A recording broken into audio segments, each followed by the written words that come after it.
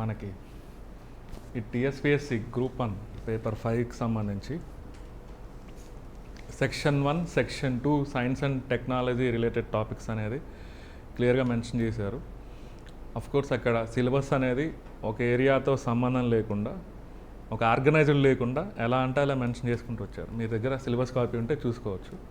కాకపోతే ఇది పేపర్ 5లో మనకి only section 1 section 2 science and technology part కిందకి చెప్పుకోవచ్చు. సెక్షన్ 3 ఏముంటుంది, అందులో సెక్షన్ 3 డేటా ఇంటర్ప్రిటేషన్ పార్ట్ మనం చూడవచ్చు టీఎస్పిఎస్. ఓకే, పేపర్ 4లో సెక్షన్ 3 వచ్చేసి ఎన్విరాన్మెంట్ అండ్ డెవలప్మెంట్ అని క్లియర్గా మనకు రాసింటారు. ఓకే, ఈ పేపర్లో మనకి 150 మార్కులకి ఎంత తెచ్చుకోవచ్చు అంటే హైయెస్ట్ ఓవరాల్గా ఇవన్నీ కలిపి, అంటే ఇంక్లూడింగ్ సెక్షన్ 3 కూడా కలిపి 150 మార్కులకి మనం ఒక 110 మార్కులు చేయొచ్చు, పాసిబిలిటీ ఉంది. ఎందుకు చేయొచ్చు అంటే కారణం ఒకటే, పక్కనున్న డేటా ఇంటర్ప్రిటేషన్.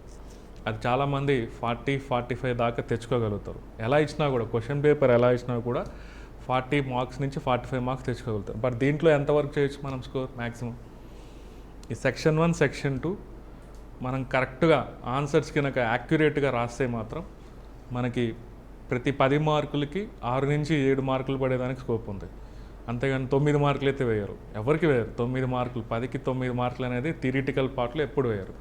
మ్యాక్సిమం 7 మార్కులు. ఇంతకుముందు అయితే ఒక 8 మార్కులు వేసేవాళ్ళు. బట్ ఇప్పుడున్న క్వశ్చనింగ్ ప్యాటర్న్కి మనం ఎంత బాగా రాసినా కూడా 100% సాటిస్ఫై చేయలేము ఆన్సర్ని, క్లియర్గా మనం చూస్తాం. ఓకే, కాకపోతే ఒక 70% సాటిస్ఫై చేయొచ్చు. ఆ 70%కి గానే 10కి 7 మార్క్స్ మనం ఎక్స్పెక్ట్ చేయొచ్చు.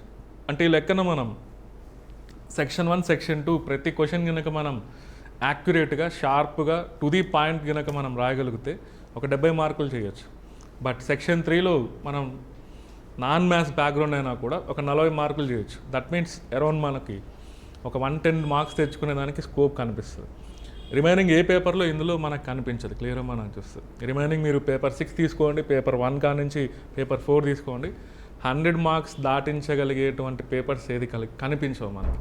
ఒకటి కనిపిస్తుంది, ఏంటంటే పేపర్ 5. ఓకే, దీన్ని మనం ఎలా చూడాలంటే ఇచ్చిన సిలబస్ని ఒకసారి కంప్లీట్గా అధ్యయనం చేసిన తర్వాత వాళ్ళు ఇచ్చిన ప్రతి ఏరియాని, దాంట్లో ఉన్నటువంటి కాన్సెప్ట్స్ని ఐడెంటిఫై చేయాలి ఫస్ట్. వాళ్ళు మన దగ్గర నుంచి ఏమి ఎక్స్పెక్ట్ చేస్తున్నారు. సో ఆ వర్డ్ని బేస్ చేసుకొని గతంలో అడిగినటువంటి ఏపీపీఎస్సీ ఎగ్జామినేషన్ ప్యాటర్న్, గతంలో అడిగినటువంటి యూపీఎస్సీ ఎగ్జామినేషన్ ప్యాటర్న్లో ఆ చాప్టర్ సంబంధించి క్వశ్చన్స్ ఏమైనా ఉన్నాయనేది ఫస్ట్ మనం అబ్జర్వేషన్ చేయాలి. సో ఆ కాన్సెప్ట్ పైన క్లారిటీ తెచ్చుకోవాలి. వాళ్ళు అడిగిన ప్రతి దాన్ని క్లారిటీ తెచ్చుకున్న తర్వాత దాని నుంచి క్వశ్చన్ ఫ్రేమ్ చేసుకొని దానికి ఆన్సర్ ముందే మనం డిజైన్ చేసుకోవాలి. మనకి అప్పుడప్పుడు వెళ్ళి ఎగ్జామినేషన్లో డైరెక్ట్గా ఆన్సర్ క్రియేట్ చేసేంత టైం ఉండదు, క్లియర్గా మనం చూస్తే. ఇప్పుడున్న ప్యాటర్న్లో క్లియర్గా మనం చూస్తే ముందే దానికి సంబంధించినటువంటి కాన్సెప్ట్ పైన క్లారిటీ ఏర్పరచుకున్నాక, ఓకే, ఆ యూనిట్ నుంచి ఒక 10 నుంచి 15 వాల్యుబుల్ టాపిక్స్, ఒక థీమ్ బేస్డ్ టాపిక్స్ని బేస్ చేసుకొని దాన్ని క్వశ్చన్ కిందకి ఎలా అడగవచ్చో మనం అనుకోవాలి. ఒక ఫర్ ఎగ్జాంపుల్ యూనిట్ 4లో ఒక 15 క్వశ్చన్స్, ఒక 15 థీమ్స్ ఉన్నాయనుకోండి. ఆ థీమ్స్ని బేస్ చేసుకొని ప్రతి దాంట్లో ఏ విధంగా క్వశ్చన్ అడగచ్చు అనేది మనం చూడాలి. దాని ఆన్సర్ కూడా మనకు మైండ్లో ఫ్రేమ్ అయిపోయి ఉండాలి ముందే. రేపు ఉదయం కొత్తది అడిగినా కూడా క్వశ్చన్, దాని నుంచే మనం మళ్ళీ కొంతవరకు క్రియేట్ చేసి రాయగలిగేదానికి మన దగ్గర కొంతవరకు ఇన్ఫర్మేషన్ అనేది మన దగ్గర ఉండాలి. ఆ ఫార్మాట్ ఫాలో అవ్వాలి కంప్లీట్గా. ఓకే, సో ఇక్కడ ఎలా ఉండాలంటే ఫర్ ఎగ్జాంపుల్ ఇందులో unit 1, unit 2, unit 3, unit 4, unit 5 ఉంది. ఒకసారి అబ్జర్వ్ చేస్తే మీ దగ్గర సిలబస్ కాపీ ఉంటే మీరు చూసుకోవచ్చు కంప్లీట్లీ. ఓకే, సో ఇంకొక సజెషన్ ఏంటంటే, నా సజెషన్, పర్సనల్ సజెషన్, ఈ టీఎస్పిఎస్సి గ్రూప్ 1 సిలబస్ని ప్రతి ఒక్కరు బై హార్ట్ చేసేయాలి. ఫస్ట్ సిలబస్ మనకు మైండ్లో లేనిది మనం ఇంటర్ప్రిటేషన్ చేయలేం. రేపు ఉదయం మనం డైలీ ఒక గంటన్న న్యూస్ పేపర్ రీడింగ్ ఉంటే బెటర్. న్యూస్ పేపర్ నుంచి కొంత న్యూస్ పేపర్ రీడింగ్ ఉండడం వల్ల మనకు అడ్వాంటేజ్ ఏంటి మెయిన్స్ ప్రిపరేషన్లో? ఓకే, ఎస్సీకి హెల్ప్ అవుతుంది. అట్ ది సేమ్ టైం ప్రతి ఏరియాలో మనం ఎప్పటికప్పుడు అప్డేట్లో ఉంటాం. మనం దానికి ఇంకా వాల్యుబుల్ పాయింట్స్ జోడించి మనం రాయొచ్చు. సో కాబట్టి న్యూస్ పేపర్ రీడింగ్ని మాత్రం మీరు నెగ్లెక్ట్ చేయొద్దు. జనరల్గా ప్రిలిమ్స్ కోసమే అని న్యూస్ పేపర్, కరెంట్ అఫైర్స్ కోసమని చదువుతుంటాం. బట్ మెయిన్స్కి ఇంకా బాగా ఉపయోగపడుతుంది న్యూస్ పేపర్ రీడింగ్ అనేది. సో అప్పుడు న్యూస్ పేపర్ రీడింగ్ అప్పుడు మనకి సిలబస్ పైన క్లారిటీ ఉందనుకోండి, వెంటనే మైండ్లో ఇది దానికి అటాచ్ అవుతుందా లేదా అనేది మనకు మైండ్లో జనరేట్ అవ్వాలి. అలా జనరేట్ అవ్వాలంటే ఫస్ట్ సిలబస్ పాయింట్స్ అన్నీ మనకు మైండ్లో ఆటోమేటిక్, మనం ప్రతిరోజు పక్కన పెట్టుకొని చూడలేం కదా అండి. న్యూస్ పేపర్ ఉన్నప్పుడు ప్రతిరోజు సిలబస్ పక్కన పెట్టుకొని మనం ఏం అబ్జర్వ్ చేస్తామా? చెయ్యం. కాబట్టి మనం ముందే ఎస్పెషల్లీ ఈ ఎస్ఎన్టీ, ఎకానమీ, ఎన్విరాన్మెంట్ ఇలాంటి వాటికి న్యూస్ పేపర్ రీడింగ్ అనేది ఖచ్చితంగా అవసరం. Even general ఎస్సేకి. ఓకే, మీరు తెలుగు మీడియం ప్రిపేర్ అయితే ఈనాడు పేపర్ని ఫాలో అవ్వచ్చు. ఇంగ్లీష్ మీడియం వాళ్ళైతే Hindu paper. Okay, Telugu medium వాళ్ళకి ఈనాడు అనేది ఒక హిందూ పేపర్ లాంటిదని మనం చెప్పుకోవచ్చు. ఎందుకంటే ఆల్మోస్ట్ వాళ్ళు ఇచ్చినటువంటి ఆర్టికల్సే ఒక 2-3 రోజుల్లో ఈనాడులో వస్తుంటాయి క్లియర్గా. నెక్స్ట్ రోజు తర్వాత రోజు క్లియర్గా మనం చూస్తే. కాబట్టి న్యూస్ పేపర్ రీడింగ్ అనేది ఖచ్చితంగా హెల్ప్ అవుతుంది. ఎప్పటికప్పుడు అప్డేట్లో ఉన్నట్లు మనకి. దేనికోసం పనికొస్తుంది అంటే మనం మొత్తం మెయిన్స్ ప్రిపరేషన్లో ఒకే ఒక దగ్గర పనికొస్తుంది. జనరల్ ఎస్సేకి పనికొస్తుంది మామూలు. తర్వాత ఎకానమీలో, ఓకే, ఎకానమీకి సంబంధించి మీరు ఎలాగో తెలంగాణకు సంబంధించిన ఎకానమీ సపరేట్ ప్రిపేర్ అవుతారు. ఓకే, తర్వాత ఎస్ఎన్టీకి ఖచ్చితంగా అవసరం. అక్కడ ఉన్నటువంటి సిలబస్ని మనకి ఏదో ఒక టాపిక్ న్యూస్ పేపర్లో ఈ 3-4 నెలల్లో ఏదన్నా ఒకటి వచ్చింది అనుకోండి, దాన్ని తీసుకెళ్ళి మెయిన్స్లో అడగవచ్చు క్లియర్గా మనం చూస్తే. ఉదాహరణకి ఇందులో మనకి సెక్షన్ 2లో ఆ వ్యాక్సిన్స్ అనేటువంటి ఒక ఏరియా ఉంది. ఎక్కడైనా ఐడెంటిఫై చేయగలుగుతారా? ఏ యూనిట్లో ఉంటుంది వ్యాక్సిన్స్ గురించి? ఓకే, రేపు ఏం చేయాలంటే మీరు ఇమీడియట్గా సిలబస్ మొత్తం బై హార్ట్ చేసి మైండ్లో పెట్టుకోవాలి. మనకు సెక్షన్ 2లో 5వ యూనిట్లో వ్యాక్సిన్స్ గురించి ఇంట్రడక్షన్ టు ఇమ్యూనిటీ అని మనకు క్లియర్గా ఇచ్చింటారు. Fundamental concepts in vaccination, introduction to immunity అన్నాడు అంతే. ఏమని చదవాలి దాంట్లో? ఓకే, అదంతా మనకు చూసేదానికి ఏదో చిన్న వర్డ్స్ మాదిరి కనిపిస్తాయి అంతే. అది నెట్లో కొట్టినా కూడా మనకు ఈజీగా ఏదో ఒక ఇన్ఫర్మేషన్ వస్తుంటుంది. కానీ అది సరిపోదు మనకి క్లియర్గా మనం చూస్తే. ఇంట్రడక్షన్ టు ఇమ్యూనిటీ అంటే మనకి తెలుగు అకాడమీ బుక్స్లో, జువాలజీ బుక్స్లో ఉంటుంది మనకు క్లియర్గా. Okay, second year zoology book మీరు తెలుగు అకాడమీ బుక్ మీరు చూస్తే బైపీసీ వాళ్ళ దాంట్లో ఆ ఇమ్యూనిటీ వ్యాక్సిన్స్ గురించి జువాలజీ బుక్లో క్లియర్గా ఉంటుంది. అది జనరల్గా ఇంటర్మీడియట్, ఓకే, ఎంసెట్ ప్రిపేర్ అయ్యేవాళ్ళు, నీట్ ప్రిపేర్ అయ్యేవాళ్ళు అది ప్రిపేర్ అవుతారు. కానీ మనల్ని ఎక్కడి నుంచి అడగవచ్చు? ఫర్ ఎగ్జాంపుల్ ఈ మధ్య మన భారతదేశంలో ఇమ్యూనోథెరపీని బేస్ చేసుకొని క్లియర్గా మనం చూస్తే CAR-T సెల్ థెరపీ అనేది మనం డిజైన్ చేసాం. మీరు మన ప్రిలిమ్స్ అప్పుడు దాని గురించి చూసి ఉండొచ్చు. CAR-T సెల్ థెరపీ క్యాన్సర్ ట్రీట్మెంట్లో టీ సెల్స్ని మాడిఫై చేసి క్యాన్సర్ సెల్స్ని టార్గెట్ చేసే విధంగా టీ సెల్స్ని మాడిఫై చేసి ఒక థెరపీని మనం తయారు చేసాం. ఆ థెరపీ గురించి న్యూస్ పేపర్లో దాదాపుగా గత సంవత్సరంలో ప్రతి నెల ఏదో ఒక విధంగా దాని గురించి వస్తుంటుంది. అది మన సిలబస్ రిలేటెడే అనుకోవాలి. ఎందుకంటే అక్కడ ఏంది మెయిన్ ఇమ్యూన్ సిస్టంలో ఉన్న సెల్స్లో టీ సెల్స్ అనేది ఉంది క్లియర్గా మనం చూస్తే. కాబట్టి దాన్ని కూడా అడగవచ్చు మనని క్లియర్గా. ఇలా ప్రతి చాప్టర్ని మనం కరెంట్ అఫైర్స్తో లింక్ చేయాలి మనం చూస్తే. అది చూసేదానికి బేసిక్, అది స్టాటిక్ పార్ట్ కిందకి కనిపిస్తుంది, కానీ దాంట్లో కూడా కరెంట్ అఫైర్స్తో మనం అటాచ్ చేయగలం. అదొక ఎగ్జాంపుల్ నేను చెప్పింది. ఫర్ ఎగ్జాంపుల్ మనకి వ్యాక్సిన్స్ విషయంలోనే మనకు చూస్తే ఆ లాస్ట్లో మనకి మోడర్న్ వ్యాక్సిన్స్ గురించి అడిగింటారు. ఓకే, ఆధునిక టీకాలు, traditional vaccines, modern vaccine. Traditional vaccines ఎలాగో అక్కడ మనల్ని ప్రత్యేకంగా DPT వ్యాక్సిన్ గురించి, ర్యాబీస్ వ్యాక్సిన్ ప్రొడక్షన్ గురించి చదవమని మనకి ఇచ్చారు సిలబస్లో క్లియర్గా. ఆ DPT ర్యాబీస్ వ్యాక్సిన్ అనేది అది ఎప్పటి నుంచో ఉంది క్లియర్గా. మనం గ్రూప్ 1 సిలబస్ డిజైన్ అయినప్పటి నుంచి ఆ పదం మనకు కనిపిస్తుంది. ఓకే, కానీ అక్కడ మోడర్న్ వ్యాక్సిన్స్ అన్నారు క్లియర్గా. ఈ మధ్య మనకి ఎక్కడన్నా ఇంపార్టెన్స్ ఉంది ఆ మోడర్న్ వ్యాక్సిన్స్? ఈరోజు COVID-19 వచ్చిన తర్వాత ప్రపంచంలో కొత్తగా ఇప్పుడిప్పుడే ఉపయోగించినట్టు మనకి మోడర్న్ వ్యాక్సిన్స్, ఆ DNA vaccines, mRNA vaccines. Okay, మనకి క్లియర్గా ఒక హింట్ ఇచ్చాడు మోడర్న్ వ్యాక్సిన్స్ గురించి అధ్యయనం చేయమని. కాకపోతే బ్రాకెట్లో మళ్ళీ హెపటైటిస్ B వ్యాక్సిన్ గురించి మనకి ఇచ్చింటాడు సిలబస్లో. ఇక్కడ మోడర్న్ వ్యాక్సిన్స్ అంటే DNA వ్యాక్సిన్, mRNA వ్యాక్సిన్స్ ఇలాంటి వాటిని ఆధునిక టీకాల కిందకి మనం చెప్పుకోవచ్చు క్లియర్గా మనం చూస్తే. అవి ఎలా పనిచేస్తాయి, వాటి ఇంపార్టెన్స్ ఏంటి, వాటిని మన ఇండియాలో ఎలా డిజైన్ చేశారు, ఇలాంటి వాటిని ఈ వ్యాక్సిన్స్ కోసం ఎస్పెషల్లీ కోవిడ్ టైంలో గవర్నమెంట్ ఆఫ్ ఇండియా ఏదైనా మిషన్స్ని లాంచ్ చేసిందా? వ్యాక్సినేషన్ని ఓవరాల్గా వ్యాక్సినేషన్ని ప్రమోట్ చేయడానికి మన గవర్నమెంట్ ఆఫ్ ఇండియా మొదటి నుంచి ఏదైనా స్టెప్స్ తీసుకుంటూ వచ్చిందా? ఇదంతా మనం సపరేట్గా అధ్యయనం చేయాల్సిన అవసరం ఉంది. వాళ్ళు ఇచ్చిన పదం ఏంటి? వ్యాక్సిన్స్ అంతే. మనకిచ్చింది ఒకే ఆధారం వ్యాక్సిన్స్ అనే పదం. దాన్ని బట్టి మనం 360 డిగ్రీల యాంగిల్లో మనం చూడాలి. ఒట్టి వ్యాక్సిన్ అంటే ఏంటి డెఫినేషన్ తెలుసుకొని వ్యాక్సిన్స్ ఎన్ని రకాలు ఉంటాయి, దానికి ఎగ్జాంపుల్స్ ఏంటనేది చూసుకుంటే సరిపోదు. సో లోపలికి మనం అధ్యయనం చేయాలన్నమాట క్లియర్లీ. ఈ మధ్య మనం 2020లో మనం చూస్తే కోవిడ్ అనేది మనకి స్టార్ట్ అవుతానే ప్రపంచంలో 2020లోనే మనం అనుకున్నాం ఇండియాలో క్లియర్గా కోవిడ్కి సంబంధించి వ్యాక్సిన్స్ మనం డిజైన్ చేయాలి, మన దేశంలో ఉన్నటువంటి ప్రజలను కొంతవరకు సేఫ్ జోన్లో పెట్టాలని. అప్పుడే మనకి మీరు చూస్తే మిషన్ కోవిడ్ సురక్ష అని స్టార్ట్ అయి ఉంటుంది ఇండియాలో. దాని పేరు ఏంటంటే మిషన్ కోవిడ్ సురక్ష. దానివల్ల భారతదేశంలో దాదాపుగా ఒక 4 నుంచి 6 రకాల కోవిడ్కి సంబంధించి వ్యాక్సిన్స్ని ఉత్పత్తి చేసి స్వయంగా మన టెక్నాలజీతోనే, దట్ మీన్స్ ఇండిజినస్ టెక్నాలజీతో వాటిని లాంచ్ చేయాలనేది మన భారతదేశం యొక్క మెయిన్ ఇంటెన్షన్. ఆ ప్రాసెస్లో మన ఇండియా సక్సెస్ఫుల్గానే ముందుకెళ్ళిందని మనం చెప్పుకోవచ్చు. అంటే ఆ మిషన్ కోవిడ్ సురక్షను బేస్ చేసుకొని ఎందుకు క్వశ్చన్ డిజైన్ చేయొచ్చు, ఇలా అడగవచ్చు. Okay, what is vaccine, explain about the mechanism of vaccines అని అడగవచ్చు. దాన్ని బేస్ చేసుకొని మిషన్ కోవిడ్ సురక్ష అని ఓకే దాంట్లో ఉన్నటువంటి హైలైట్స్ని లిస్ట్ అవుట్ చేయమని క్వశ్చన్ కిందకి అడగవచ్చు.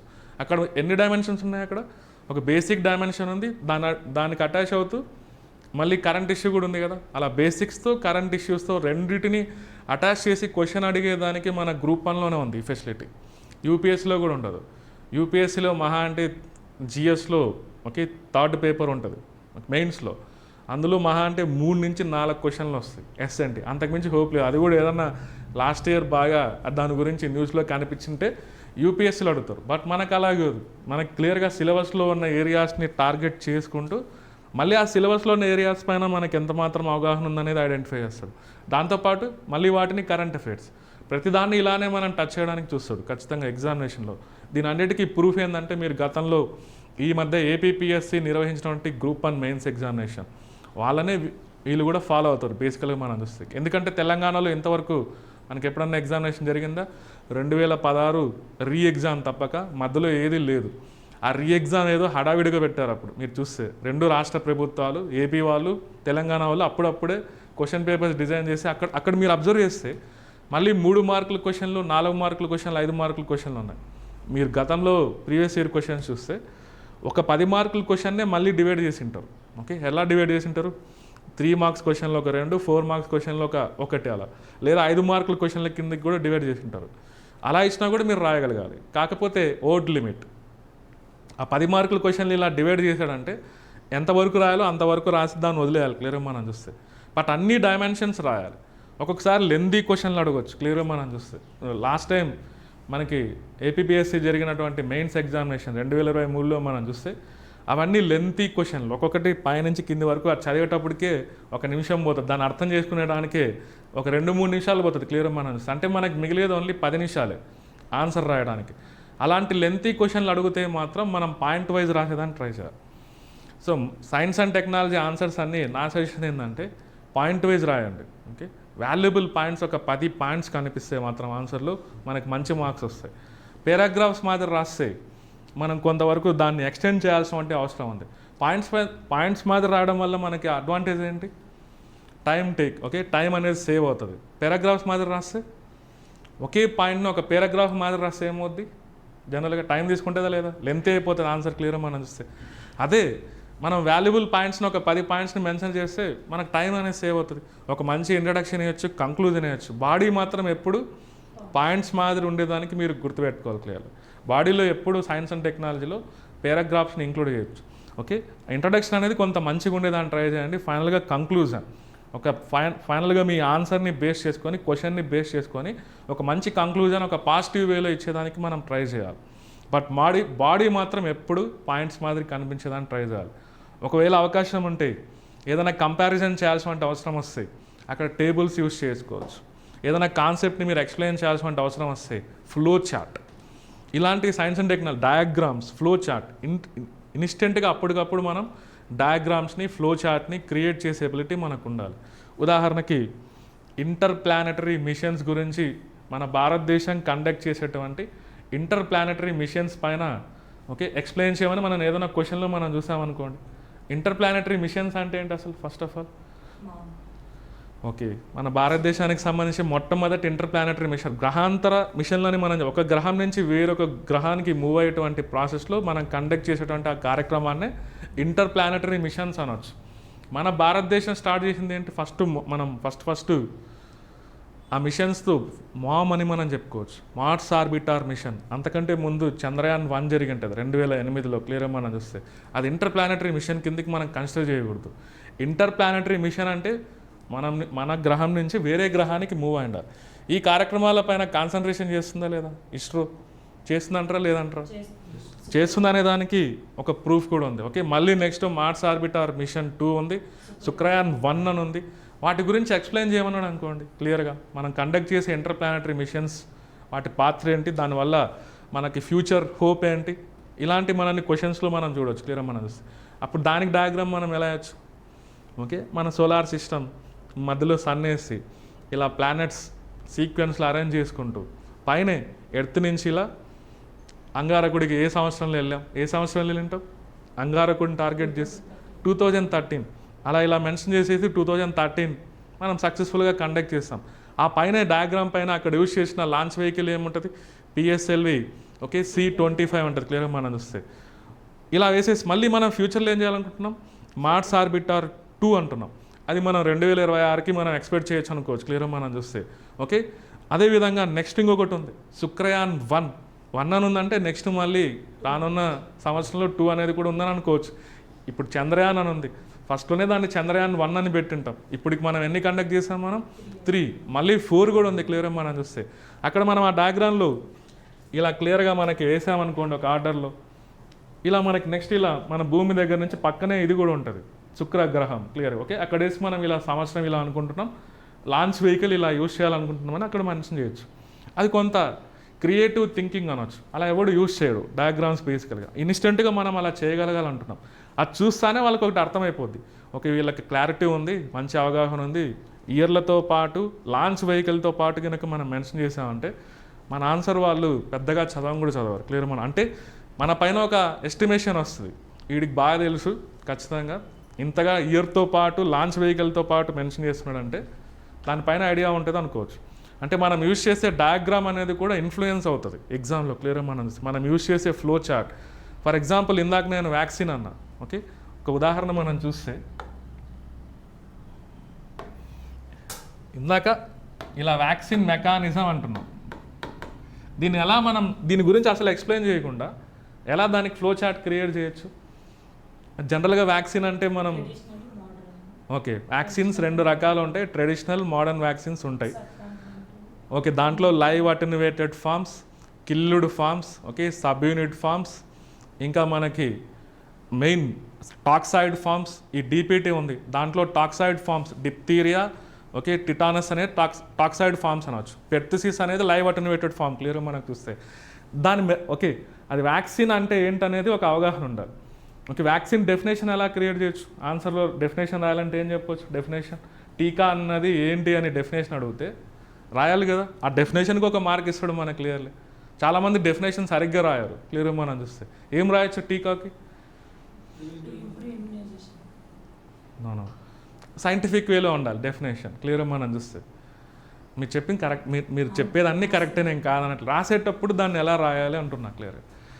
Vaccine is a biological preparation, ఆ పదం వాడాలి మనం. ఓకే, జీవ సంబంధిత పదార్థం. ఓకే, వ్యాక్సిన్ టీకా అనేది బయోలాజికల్ ప్రిపరేషన్ విచ్ కంటైన్స్, అందులో ఏమేమి ఉంటాయంటే live attenuated forms or weakened forms, killed forms or inactivated forms, subunit forms, toxoid forms.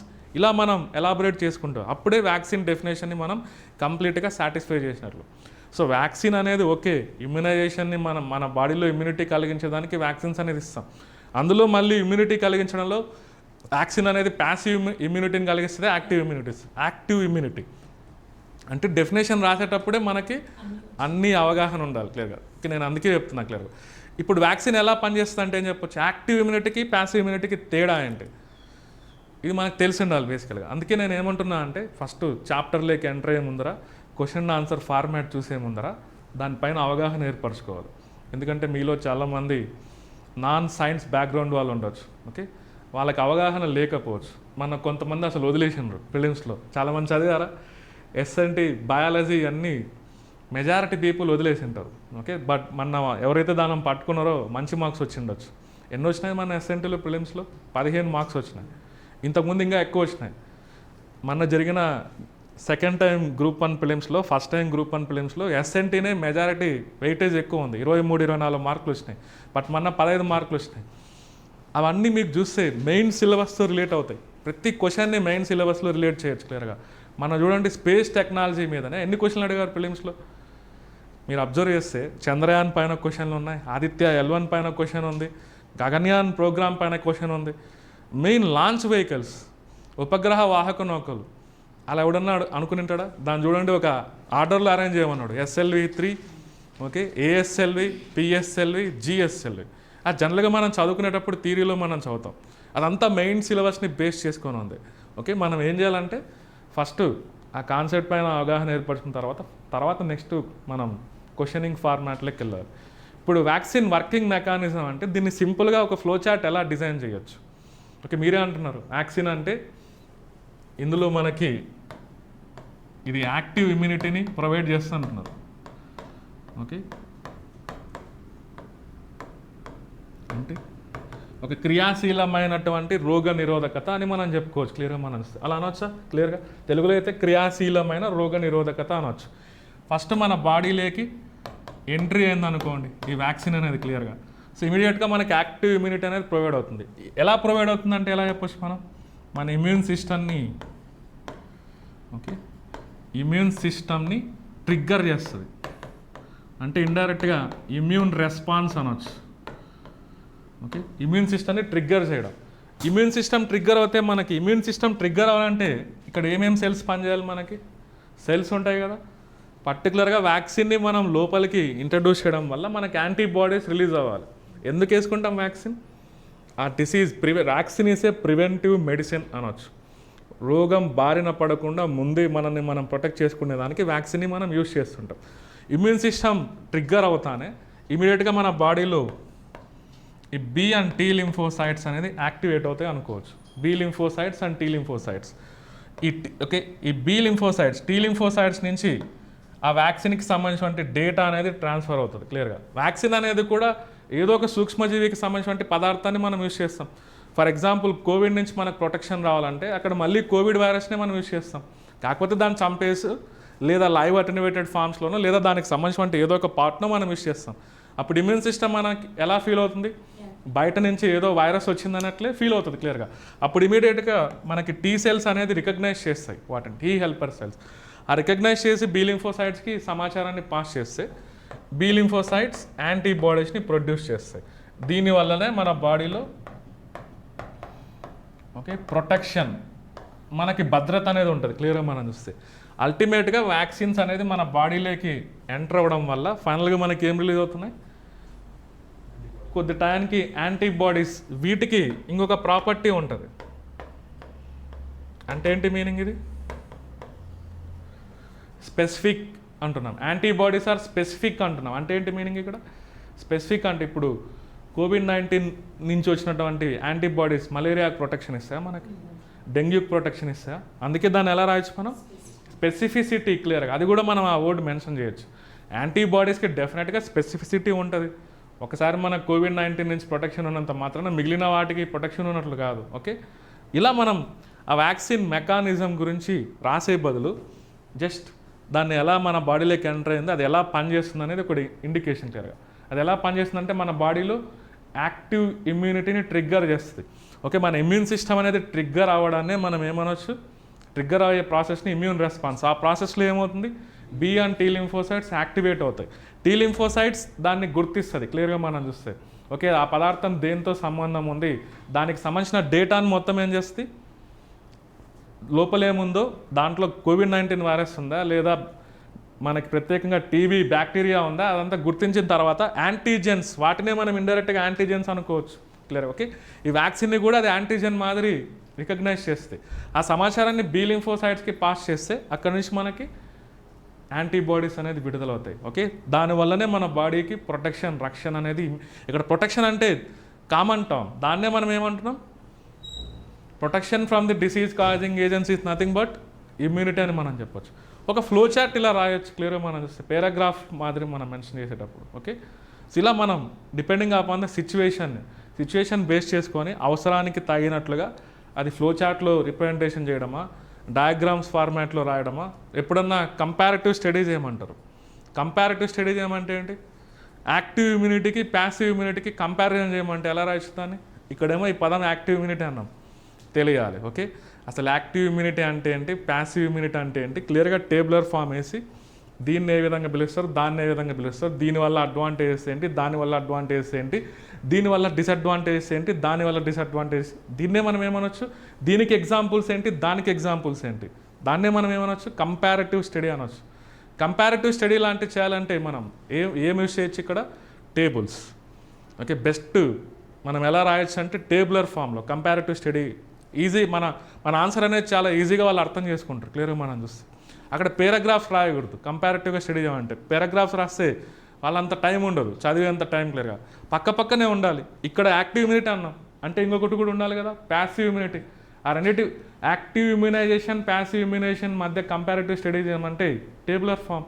Comparative study అంటే అన్ని విధాలుగా దాని డెఫినేషన్ ఏంటి, దానివల్ల మనకి ప్రయోజనం ఏంటి, దీనివల్ల ప్రయోజనం ఏంటి, దీనికి ఉన్న కొన్ని డిసడ్వాంటేజ్ ఏంటి, దానికి ఉన్న డిసడ్వాంటేజ్, దీనికి ఎగ్జాంపుల్ ఏంటి, దానికి ఎగ్జాంపుల్, చాలు అంతే, ఎనఫ్. క్లియర్గా మనం చూస్తే 5 మార్కుల కంటే ఎక్కువ ఉండదు ఆ కంపారిటివ్ స్టడీ మనం చూస్తే. ఒక 4-5 డైమెన్షన్స్ అంతే క్లియర్గా మనం చూస్తే. నేను అదే అంటున్నా, 10 వాల్యుబుల్ పాయింట్స్ ఉండాలి ప్రతి ఆన్సర్లో. బాడీలో ఇంట్రడక్షన్, కంక్లూజన్ అనేది కామన్, అది మాత్రం మీరు మిస్ అవ్వకూడదు. ఓకే, ఇంట్రడక్షన్ కంక్లూజన్కి 2 మార్కులు మనకు వస్తాయి. ఇంట్రడక్షన్లో మనం డెఫినేషన్స్ ఏదైనా కూడా మనం ఇంట్రడక్షన్లోనే మనం చూపించాలి. సో ఫైనల్గా కంక్లూజన్ అనేది మిస్ అవ్వకూడదు. బాడీకి ఒక ఇంపార్టెన్స్ ఉంది, ఇంట్రడక్షన్కి ఒక ఇంపార్టెన్స్ ఉంది, కంక్లూజన్కి ఇంపార్టెన్స్ ఉంది. సో ఇంట్రడక్షన్ ఏంటంటే ఎందుకు రాస్తాం మనం ఇంట్రడక్షన్, బేసికల్గా అడిగిన క్వశ్చన్కి మనం ఏం రాయబోతున్నాం, మన థాట్స్ ఏంటి, దాన్ని ఎలా ప్రజెంట్ చేయబోతున్నాం అనేది ఇంట్రడక్షన్లో క్లియర్గా మనం చూపిస్తాం. కంక్లూజన్ ఏం రాస్తాం, ఫైనల్గా అడిగిన క్వశ్చన్కి మనం ఏమేమి రాసాం, ఫైనల్గా మనం ఏం చెప్పాలనుకుంటున్నాం క్లియర్. ఓకే, క్లారిటీ ఉండాలి కంక్లూజన్ రాసేటప్పుడు. నీ నుంచి వాళ్ళు ఏం ఎక్స్పెక్ట్ చేస్తున్నారు, నువ్వేం సజెషన్ ఇవ్వాలనుకుంటున్నావు, అదంతా మీరు కంక్లూజన్లో రాయొచ్చు. ఏదన్నా బెటర్ వేలో వెళ్ళాలంటే గవర్నమెంట్కి మీరు సజెషన్ చేయొచ్చు, నెగిటివ్ వేలో రాయకూడదు. ఓకే, గవర్నమెంట్ని తిడుతూ మాత్రం కంక్లూజన్లో ఎప్పుడు రాయకూడదు, మీరు చేసే కార్యక్రమాలు బాగలేవు, ఓకే కాబట్టి ఇది మానేయాలి, ఇలాంటి వర్డ్స్ ఎప్పుడు కానీ మనం యూజ్ చేయదు. ఎస్ఏలో ఎప్పుడు నెగిటివ్గా మనం యూజ్ చేయకూడదు క్లియర్గా మనం చూస్తే.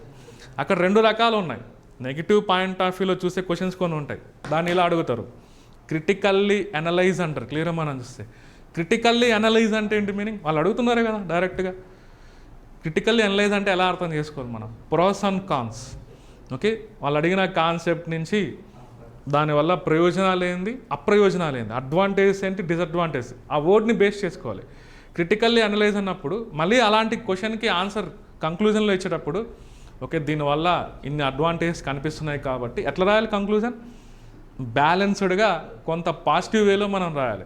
సో ఈ కార్యక్రమం వల్ల ఇన్ని ప్రయోజనాలు ఉన్నాయి, కాకపోతే చిన్న ప్రాబ్లమ్స్ ఉన్నాయి, వాటిని ప్రభుత్వం కొంత సాల్వ్ చేసుకుంటూ పాలసీస్ని, ప్రణాళికల్ని కొంతవరకు చేపడితే ఆ కార్యక్రమాన్ని ఇంకా మోర్ వేలో మనం విజయవంతం చేయొచ్చు అనే పాయింట్ ఆఫ్ వ్యూలో కంక్లూజన్ అనేది చాలా బ్యాలెన్స్డ్గా, నీట్గా మనం మెయింటైన్ చేయాలి. అక్కడ మన మైండ్ సెట్ వాళ్ళకి అర్థమవుతుంది, మనం ఏం చెప్పాలనుకుంటున్నామని క్లియర్గా. ఓకే, అలా మనం డిజైన్ చేయాలి. దీంట్లో కూడా క్లియర్గా మనం ఎకానమీకి, ఎస్ఎన్టీకి, ఎన్విరాన్మెంట్కి కంక్లూజన్, ఇంట్రడక్షన్ చాలా అవసరం క్లియర్గా మనకు చూస్తే. హిస్టరీకి అనుకోండి, అందులో పెద్ద మనం ఏం చేసేది ఉండదు, కంక్లూజన్లో ఏదో అక్కడ కూడా ఏదో ఒకటి రాయాలి, కాకపోతే అక్కడ మనం క్రియేట్ చేసేది ఏమి ఉండదు. హిస్టరీని మనం ఏమైనా క్రియేట్ చేస్తామా, బట్ ఇక్కడ క్రియేట్ చేయొచ్చు, పాసిబిలిటీస్ ఉన్నాయి. ఆ అప్లికేషన్స్ని బేస్ చేసుకొని మన థాట్స్ ఏ విధంగా ఉన్నాయి అనేది క్లియర్గా మనకి ప్రజెంటేషన్ చేయొచ్చు. ఆ పాసిబిలిటీ ఉంది. ఎక్కడెక్కడ ఉంది ఆ పాసిబిలిటీస్, ఎకానమీలో ఉంటుంది, ఎన్విరాన్మెంట్లో ఉంటుంది, ఎస్ఎన్టీలో ఒక మంచి కంక్లూజన్ రాసేదానికి మనకు స్కోప్ కనిపిస్తుంది. హిస్టరీలో మనకి అలాంటి స్కోప్ ఉండదు క్లియర్గా మనం చూస్తాం. ఓకే, అది మీరు గమనించాలి క్లియర్.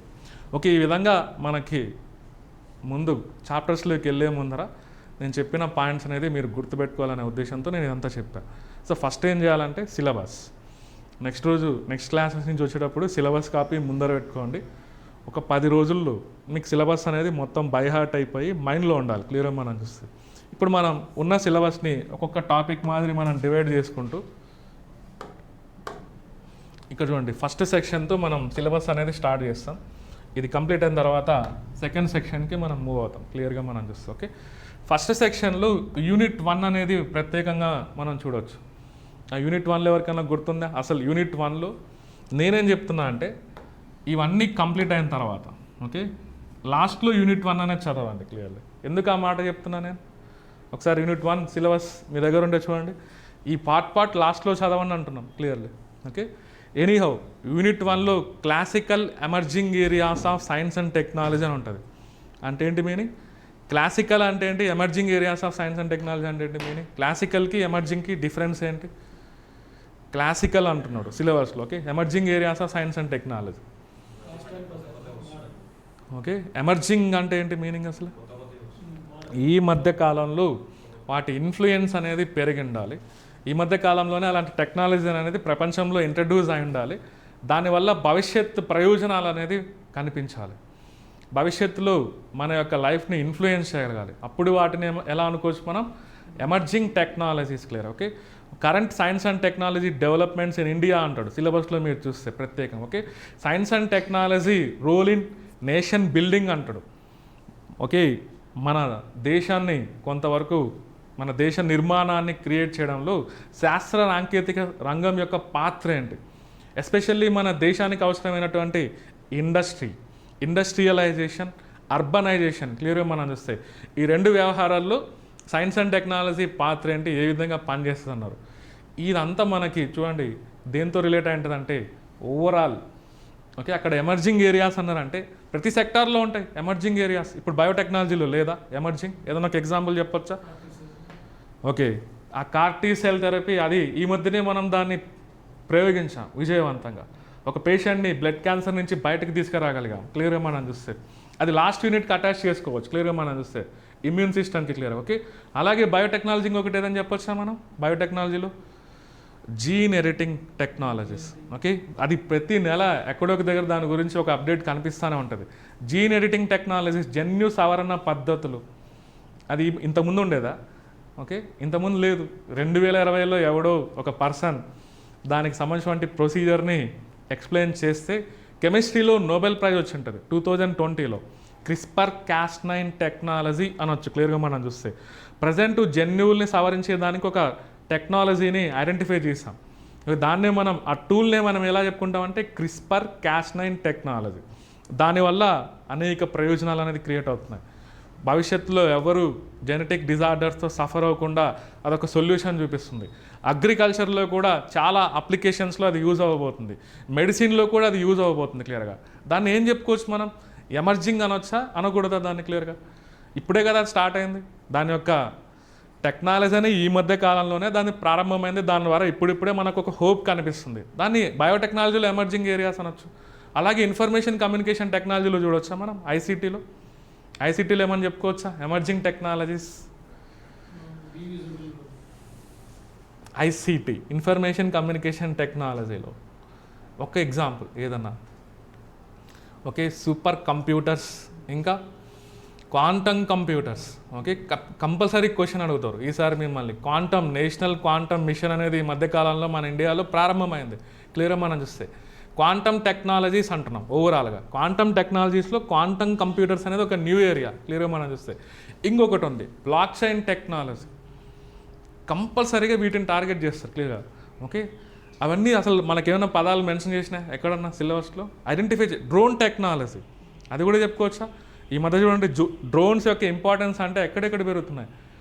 అక్కడ అడిగిన కింద అర్బనైజేషన్లో యూజ్ అవ్వా డ్రోన్స్ అనేది, ఇండస్ట్రీస్లో యూజ్ అవ్వా క్లియర్గా మనం చూస్తే. ఓకే, క్లియర్గా ఆ పాయింట్ ఆఫ్ వ్యూలో మనల్ని ఎగ్జామిన్. డ్రోన్స్ అనేది ఎక్కడెక్కడ యూజ్ చేయొచ్చు ప్రజెంట్ మన దేశానికి? Agriculture, okay, medicine, okay, defence, ఇంకా transportation, industry, manufacturing sector. Okay, ప్రతి దాంట్లో దాని ఇంపార్టెన్స్ పెరిగిపోతుంది. బట్ సిలబస్ రిలేటెడ్ ఏదని చూసుకోవాలి. మనకి అటాచ్మెంట్ అగ్రికల్చర్తో అటాచ్ చేయొచ్చు. ఓకే, ఇండస్ట్రియల్ డెవలప్మెంట్లో అటాచ్ చేయొచ్చు. అర్బనైజేషన్ ప్రాసెస్లో ఓకే ఇలాంటి స్మార్ట్ సిటీస్ డెవలప్మెంట్లో అటాచ్ చేయొచ్చు. అంటే డ్రోన్స్ అనేది ఇప్పుడే కదా దాని ఇంపార్టెన్స్. ఇంతకుముందు ఏమైనా మనం యూజ్ చేసామా డ్రోన్స్? క్లియర్గా మనం చూస్తే ఈ మధ్యనే దానికంటూ ఒక ఇంపార్టెన్స్ పెరిగింది. మన ఇండియాలో డ్రోన్స్ రూల్స్ కూడా కొత్తగా చేంజ్ చేసింది ఒక 2 సంవత్సరాల కిందట మనం చూస్తే. ఓకే, అంటే దాన్ని కూడా మనం ఏమనుకోవచ్చు? Emerging technologies. అలా మనం ఐడెంటిఫై చేయగలగాలి. ఓకే, ఈ మధ్యకాలంలో ఏమేమి ఇన్ఫ్లుయెన్స్ చేస్తున్నాయి ప్రపంచాన్ని, పైగా ప్రపంచం పక్కన పెడితే మన భారతదేశాన్ని ఏమేమి ఇన్ఫ్లుయెన్స్ చేయగలుగుతున్నాయి. ఈ మధ్య చూడండి మనకి ఇండస్ట్రియల్ రెవల్యూషన్ 4 అంటున్నాం. ఓకే, ఇండస్ట్రీ 4.0 అంటున్నాం. So what is the speciality of industry 4.0? 4th industrial revolution అనేది స్టార్ట్ అయింది కదా, దాన్ని అనుకోవచ్చా లేదా క్లియర్గా? ఇప్పుడు first industrial revolution, second industrial revolution, third industrial revolution, 4th industrial revolution అంటున్నాం. ఫస్ట్ ఎప్పుడో మనకి స్టీమ్ ఇంజన్ కనిపెట్టినప్పుడు మొట్టమొదటగా మనం దాన్ని ఫాజిల్ ఫ్యూయల్స్ని యూజ్ చేసేవాళ్ళం. దాంతో ప్రారంభమైంది పారిశ్రామిక విప్లవం అనేది ప్రపంచంలో. తర్వాత మళ్ళీ మనకి ఎలక్ట్రిసిటీని ఉపయోగించడం స్టార్ట్ చేసాం ఇండస్ట్రీస్లో. తర్వాత కంప్యూటర్స్ని యూస్ చేయడం స్టార్ట్ చేసాం. ఫోర్త్ వచ్చేటప్పటికి ఇప్పుడు మనం అనుకున్న టెక్నాలజీస్ అన్ని ఆ block chain technology, artificial intelligence, robotics, cloud computing, okay, ఇవన్నీ మనం ఇంటిగ్రేట్ చేస్తే IoT especially internet of things, అది కూడా emerging areas of science and technology అని మనం చెప్పుకోవచ్చు. అవన్నీ ఇంటగ్రేట్ చేస్తేనే దాన్నే మనం ఏమంటున్నాం ఇప్పుడు ఆ వేలో మనం వెళ్తుంది. ప్రపంచం అనేది ఆటోమేషన్లోకి వెళ్ళిపోతుంది. నిజమా కాదా? అప్పుడప్పుడు మనకి ఆయన ఏం పేరు స్పేస్ ఎక్స్ అధినేత, ఓకే, ఆయన కూడా హెచ్చరిస్తుంటారు ఆర్టిఫిషియల్ ఇంటెలిజెన్స్ అనేది ఫ్యూచర్లో ఓకే ఏ విధంగా థ్రెట్ అంటే ఎంప్లాయ్మెంట్ పరంగా క్లియర్గా మనం చూస్తే ఏముంది, ఇంకా ఎంప్లాయ్మెంట్ ఆపర్చునిటీస్, మనిషితో పని లేదు, ఆటోమేటికల్గా మిషన్స్కి ఆటోమేషన్ అనేది వచ్చేస్తుంది. ఈ ఫోర్త్ ఇండస్ట్రియల్ రెవల్యూషన్ ఒక నెగిటివ్ డైమెన్షన్లో మనం థింక్ చేస్తే ఓకే ప్రొడక్టివిటీ ఇంక్రీజ్ అవుతుంది, ఎర్రర్స్ మినిమైజ్ చేయొచ్చు, ఓకే మనకి దాని విధంగా టైం అనేది సేవ్ అవుతుంది. దానివల్ల చాలా అడ్వాంటేజెస్ ఉన్నాయి. ఒక నెగిటివ్ సైడ్ ఆలోచిస్తే ఎలా చెప్పొచ్చు మనం, ఓకే ఫ్యూచర్ అనేది మనకి క్లియర్గా అర్థమవుతుంది. ఓకే ఆటోమేటికల్గా పాపులేషన్ పెరుగుతుంది, ఆటోమేటికల్గా ఎడ్యుకేటెడ్ పీపుల్ పెరుగుతున్నారు, కానీ వాళ్ళకి తగిన ఎంప్లాయ్మెంట్ ఆపర్చునిటీస్ మనం క్రియేట్ చేయకపోవచ్చు. మనిషి ప్లేస్లో మిషన్స్ వచ్చేస్తాయి క్లియర్గా మనం చూస్తాం. ఓకే అది ఇంపార్టెంటే కదా. ఫోర్త్ ఇండస్ట్రియల్ రెవల్యూషన్ని ప్రమోట్ చేసే ప్రాసెస్లో మనకి ఏమేమి టెక్నాలజీస్ యూజ్ అవుతున్నాయి క్లియర్గా. ఓకే అక్కడ ఇండస్ట్రీ అనే పదం ఇచ్చారు, అక్కడ ఉందా లేదా సిలబస్లో క్లియర్గా మనం చూస్తే ఈసారి మనకి అక్కడి నుంచి అడగవచ్చు. ఫోర్త్ ఇండస్ట్రియల్ రెవల్యూషన్ టెక్నాలజీ అనేది ఏ విధంగా మనకి హెల్ప్ అవుతుంది క్లియర్గా. ఓకే ఈ డైమెన్షన్లో యూనిట్ 1 అనేది మనం చూడాలి కంప్లీట్లీ. ఓకే దీన్ని ఎలా అర్థం చేసుకోవాలో మీకు అర్థమైందా? వాళ్ళు అడిగిన పదాలు ఒకటి, మన ఆలోచన ఆ పదాలని బేస్ చేసుకొని మనం ఐడెంటిఫై చేయగలగాలి. ఇక్కడ ప్రతి ఒక్కరి సక్సెస్ ఎక్కడ ఉంటుందంటే ఐడెంటిఫికేషన్. ఇచ్చిన సిలబస్ని ఎవడైతే ప్రాపర్గా రైట్ వేలో ఐడెంటిఫై చేయగలుగుతాడో దానికి సంబంధించిన సమాచారాన్ని గుర్తుపెట్టుకొని దాన్ని క్వశ్చనింగ్ ఫార్మాట్లో ఎలా అడుగుతారు, దానికి ఆన్సర్ మనం ఎలా రాయాలి, అదంతా మనం ముందే డిసైడ్ అవ్వాలి. ఇదంతా pre planned exam. Okay group 1 exam ఎలా ఉండాలి, మనకి ముందే మనకి ఒక ప్రణాళికని బేస్ చేసుకొని మనం ఉండాలి. సివిల్స్ అనుకోండి అది కూడా ప్రీ ప్లానెడ్ ఎగ్జామే, కాకపోతే అక్కడ మెయిన్స్కి వచ్చేటప్పటికి మనం గెస్ చేయలేం, ఎక్కడి నుంచి అడుగుతాడో ఎవరికి తెలియదు యూపీఎస్సీ. అందుకే దాంట్లో పర్సంటేజ్ కూడా మీరు చూస్తే ఎక్కువ ఏమి ఉండదు. ఫస్ట్ ర్యాంకర్ వచ్చిన వాళ్ళకి కూడా 50% కూడా వచ్చి ఉండదు మెయిన్స్లో క్లియర్గా మనం చూస్తే. బట్ ఇక్కడ మన గ్రూప్ 1 విషయానికి అందుకనే చూడండి ఎక్కువ మంది గ్రూప్ 1 ఎవరు క్రాక్ చేస్తుంటారు ఈ మధ్యకాలంలో వచ్చేటువంటి గ్రూప్ 1 ప్యాటర్న్లో. అప్పుడే ఇంటర్వ్యూకి వెళ్ళి ఉంటారు యూపీఎస్సీ వాళ్ళు, అప్పుడే ఒక 2-3 సార్లు ప్రీవియస్ మెయిన్స్ రాసింటారు, వాళ్ళు ఈజీగా కొట్టుకొని వెళ్తున్నారు. ఓకే వాళ్ళతో కాంపిటీట్ అవ్వాలంటే కొంత మనం కూడా అడ్వాన్స్డ్గా థింక్ చేయాలి క్లియర్గా మనం చూస్తే. ఓకే మనం గెస్ చేయగలగాలి ఫస్ట్ ఆఫ్ ఆల్, లేకపోతే ఇప్పుడున్న కాంపిటీషన్లు రొటీన్గా 10 సంవత్సరాల కిందట మీ దగ్గర క్వశ్చన్ పేపర్లు చూస్తే ఆ క్వశ్చన్లు ఏమి ఇప్పుడు అడగరు. Okay what is fermentation, explain about the different applications of fermentation, అలాంటివి నో మీరు ఎక్స్పెక్ట్ చేయకూడదు ఇప్పుడున్న ఎగ్జామ్ ప్యాటర్న్లో. మీరు కావాలంటే 2011, 2012 క్వశ్చన్ పేపర్ ఓపెన్ చేస్తే 2012 క్వశ్చన్ పేపర్లో ఇది ఉంటుంది, వాట్ ఈజ్ ఫ్లవర్ అంట. ఓకే 10వ తరగతి బుక్లో లాస్ట్లో ఉంటుంది క్లియర్గా మనం చూస్తే. పుష్పం అంటే ఏంటి, okay explain about different parts of the flower along with their functions. Okay పుష్పంలోని భాగాలు, ఓకే దాని పార్ట్స్ని మీరు చూడొచ్చు క్లియర్గా 2012. ఇప్పుడు అలాంటివి కనిపించవు మనకు క్లియర్గా మనం చూస్తే. క్రాప్ సైన్స్ అని ఒకటి ఉంటుంది క్లియర్గా మనం చూస్తే. ఈ సెక్షన్ 2లో ఫస్ట్ యూనిట్లో crop science, characteristics of plants, medicinal and aromatic plants, okay అదేవిధంగా forest species, harmful and useful plants, ఇవన్నీ ఇచ్చింటారు. ఆ వర్డ్స్ అంతే, వాటిని కూడా మళ్ళీ మనం యూనిక్గా థింక్ చేయాలి క్లియర్గా మనం చూస్తే. అలాంటి క్వశ్చన్లు కనిపించవు. నేను ఒక ఎగ్జాంపుల్ చెప్పాను, మీరు కావాలంటే 2012 క్వశ్చన్ పేపర్లో నేను చెప్పిన క్వశ్చన్ ఉంటుంది, అది ఎవరు రాస్తారు ఆన్సరు, మనకంటే బాగా ఎవడు రాస్తాడు, 10th క్లాస్ పిల్లోడు చాలా బాగా రాస్తాడు. ఎందుకంటే వాడు అదే జనరల్ సైన్స్ బుక్ ఓపెన్ చేసి దాంట్లో పుష్పం గురించి నిర్మాణం చాలా క్లియర్గా ఉంటుంది 10th క్లాస్ బుక్లో. కానీ ఇప్పుడు అలా ఉండవు. ఇంతకుముందు మలేరియా లైఫ్ సైకిల్ పైన చాలాసార్లు క్వశ్చన్స్ ఉన్నాయి మీరు చూస్తే. ఓకే ఈసారి నేను అలా అడుగుతారని నేను అనుకోను, కానీ అది కూడా మనం చదవాలి తప్పదు, ఏంటంటే ఎక్కడి నుంచి క్వశ్చన్ అడుగుతారో మనకు తెలియదు కాబట్టి. బట్ ఈసారి మాత్రం ఆ మలేరియాను కూడా చాలా డైనామిక్గా అడగచ్చు క్లియర్గా మనం చూస్తే. ఈ మధ్య మీరు చూడండి సస్టైనబుల్ డెవలప్మెంట్ గోల్స్ దగ్గరలో మనకి ఎప్పుడు టార్గెట్ అది సుస్థిర అభివృద్ధి లక్ష్యాలు మనకి 2030లో ఉంది. ఈ వేలో డిసీజెస్ని ప్రివెంట్ చేసేదానికి కమ్యూనికబుల్ డిసీజెస్ మనకు అడిగింది, కమ్యూనికబుల్ డిసీజెస్ 4th యూనిట్లో ఉంటుంది, మైక్రోబియల్ ఇన్ఫెక్షన్స్ అని 4th యూనిట్లో ఉన్నాయా లేదా. అందులో 9 రకాల ఇన్ఫెక్షన్స్ 9 డిసీజెస్ ఇచ్చింటాడు అంతే. ఆ 9 వాటిపైనే మనం కాన్సన్ట్రేషన్ చేయాలి.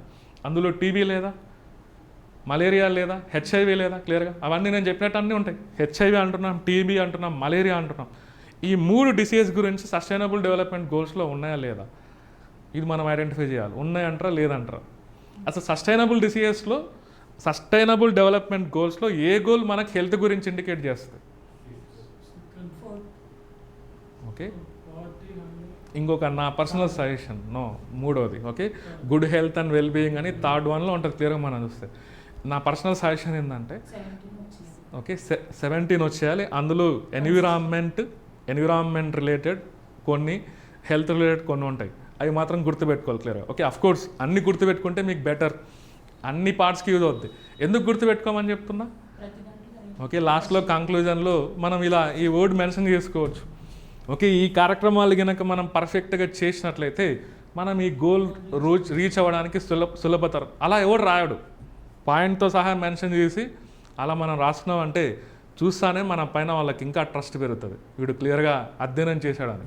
ఈ సస్టైనబుల్ డెవలప్మెంట్ గోల్స్లోనే 3.3 ఉంది. ఓకే, మీరంతా ఇంతకుముందు మన ప్రిలిమ్స్లో చూసి ఉంటారు ఇవన్నీ. యాక్చువల్గా ఆ 3.3 అని చెప్తుంది. 3 అనేది ఏం చెప్తుంది బేసికల్గా? 3 అనేది నేను చెప్తున్నా కదా, good health and well being అంటున్నాం కదా. అందులో 3.4 communicable diseases, 3.3 communicable diseases, 3.4 non communicable diseases గురించి ఎక్స్ప్లెయిన్ చేస్తాయి. ఈ 3.3లో ఇవన్నీ ఉంటాయి పేర్లు. ఇందాక మన సిలబస్లో ఉన్నట్టు ఏమేమి ఉన్నాయి అందులో చాలా ఐడెంటిఫై చేయొచ్చు. హెచ్ఐవి ఉంది, ఓకే, మలేరియా ఉంది, టీబీ ఉంది క్లియర్గా. Okay, other water bone diseases అని మెన్షన్ చేసి ఉంటుంది. 3.3 ఇంపార్టెన్స్ మనం చూస్తే ఓకే, ఈ యూనిట్ 4కి 3.3కి కనెక్షన్ ఏందో చెప్తాను. ఓకే, ఇక్కడ చూడండి, ఎస్డిజి 3.3లో 2030 వచ్చేటప్పటికి ఈ HIV, malaria, TB, hepatitis B దీని గురించి కూడా మెన్షన్ చేసి ఉంటుంది క్లియర్గా మనం చూస్తే. సిమిలర్లీ వాటర్ బోన్ డిసీజెస్, నీటి ద్వారా సంక్రమించేటువంటి వ్యాధులు ఏమైనా ఉన్నాయా మన సిలబస్లో? ఐడెంటిఫై చేయగలుగుతారా? ఓకే, సిలబస్లో ఉంది. కలరా, డయేరియా క్లియర్గా మనకి చాలా ఇంపార్టెంట్. ఇవన్నీ మోడ్స్ ఆఫ్ ట్రాన్స్మిషన్. మొన్న మీకు ప్రిలిమ్స్లో కూడా క్వశ్చన్ అడిగారు, చాలామంది తప్పు పెట్టారు మొన్న. మ్యాచ్ ద ఫాలోయింగ్లో లేదా క్లియర్గా మోడ్స్ ఆఫ్ ట్రాన్స్మిషన్ అవన్నీ వదిలేసి మనం ఏదేదో చదువుతాం బేసికల్గా మనకు చూస్తే. ఓకే, ఎందుకు అడిగారంటే వీటికి ఒక ఇంపార్టెన్స్ ఉంది. మన ప్రిలిమ్స్లో అడిగిన ఎగ్జామ్స్లో చాలా ఉన్నాయి. దీంట్లో క్లియర్గా మనం చూస్తే టీబీ పైన అడిగిండు, ఫైలేరియాసిస్ పైన అడిగిండు క్లియర్గా మనం చూస్తే. Yes, filariasis mode of transmission క్లియర్గా. మస్కిటో బోన్ డిసీజ్ క్లియర్గా మనం చూస్తే. ఎనీహే ఇక్కడ చూడండి, water borne disease, cholera example, typhoid, okay, diarrhoea. కాకపోతే అన్నీ లేవు మనకి సిలబస్లో. ఏముంది? ఓన్లీ కలరా గురించే ఉంది క్లియర్గా మనం చూస్తే. అంటే 2030కి దాన్ని కూడా ప్రపంచవ్యాప్తంగా అరికట్టాలి, ప్రివెంట్ చేయాలి క్లియర్గా మనం చూస్తే. Neglected tropical diseases, okay, neglected tropical diseases అని మెన్షన్ చేసి ఉంటుంది. అంటే ఏంటి మీనింగ్? నెగ్లెక్టెడ్ ట్రోపికల్ డిసీజెస్ అంటే ఏంటి మీనింగ్? అవి ఈ రోజుకి కూడా ప్రపంచానికి బడ్డన్గా తయారైనాయి. దానికి సంబంధించినటువంటి చికిత్సా విధానాలు అనేది సరిగ్గా అమల్లో లేవు. దానికి సంబంధించినటువంటి టీకాలు అనేది అమల్లో లేవు. దానిపైన ప్రభుత్వాలు అనేది కాన్సన్ట్రేషన్ చేయట్లేదు. వాటన్నిటిని మనం ఏం చెప్పుకోవచ్చు? ఓకే, ఇప్పుడు కూడా దాని ద్వారా ప్రపంచంలో సఫర్ అయ్యేటువంటి పాపులేషన్ ఎంతోమంది ఉన్నారు. వాళ్ళకి సరైన సొల్యూషన్ చూపించలేకపోతుంది. ఈవెన్ WHO అయినా అనుకోవచ్చు, ఆ దేశాలైనా అనుకోవచ్చు క్లియర్గా మనం చూస్తే. అలాంటి డిసీజెస్ ఏం చెప్పుకోవచ్చు మనం? Neglected tropical diseases. వీటన్నిటి గురించి ఎక్కడ ఉంటుందంటే 3.3. ఇప్పుడు మనకి దీంట్లో చూడండి, మనకి టీబీ నెక్స్ట్ ఎగ్జామ్లో టీబీ పైన క్వశ్చన్ అడగకూడదా? ఓకే, నాకు తెలిసి ఆ 9 డిసీజెస్లో నాకున్న అవగాహన ప్రకారం ఫస్ట్ దేనిపైన క్వశ్చన్ అడగవచ్చు అంటే TB, tuberculosis. Second preference malaria, third preference HIV. ఇంకొకటి ఉంది దాంట్లో మనకి ప్రత్యేక ఏవియన్ ఇన్ఫ్లుయెన్జా, బర్డ్ ఫ్లూ గురించి సిలబస్లో ఉంది. ఎందుకు అడగవచ్చు దాన్ని ఈసారి ఎగ్జామ్లో?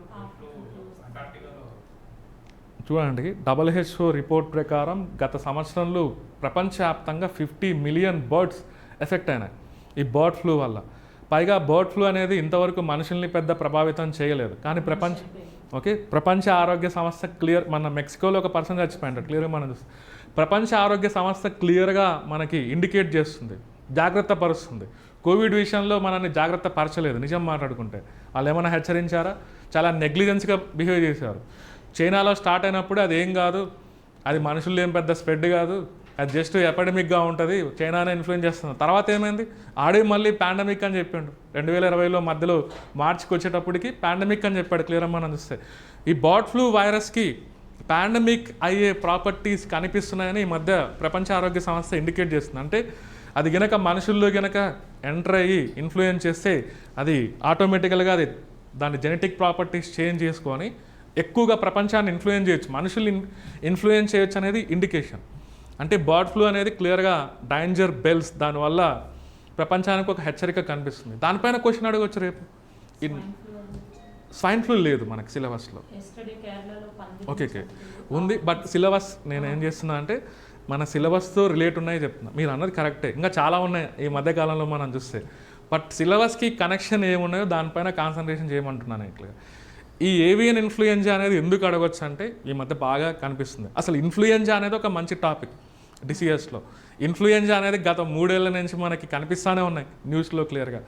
సో ఇన్ఫ్లుయెంజా అంటే ఏంటి, అందులో పర్టికులర్గా bird flu, avian influenza, okay, దానికి మెయిన్ రీజన్స్ ఏంటి, ఏ వేరియంట్స్ ఏవియన్ ఇన్ఫ్లుయెంజాకి అటాచ్ అవుతాయి, ఈ బర్డ్ ఫ్లూ వల్ల ఎలాంటి సిమ్టమ్స్ కనిపించవచ్చు, దాని కాజేటివ్ ఏంటి, దాని ప్రివెంటివ్ మెథడ్స్, ఒకవేళ అలాంటివి వస్తే మనం ఎలా జాగ్రత్తలు తీసుకోవాలి, ఇదంతా మనకి ఎగ్జామినేషన్లో ఇంపార్టెంట్.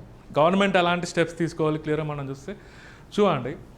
మనకి నేను చెప్పిన 4 ఏరియాస్లో నుంచి ఒక క్వశ్చన్ అడగవచ్చు. టీబీ మీద ఎందుకు అడగవచ్చు క్వశ్చన్, టీబీ మీద ఎందుకు పాజిబిలిటీస్ ఉంది, క్వశ్చన్ అడిగేదానికి ఎందుకు మ్యాక్సిమం పాజిబిలిటీస్ ఉంది, ఎవరైనా గెస్ చేయగలుగుతారా టీబీ పైన?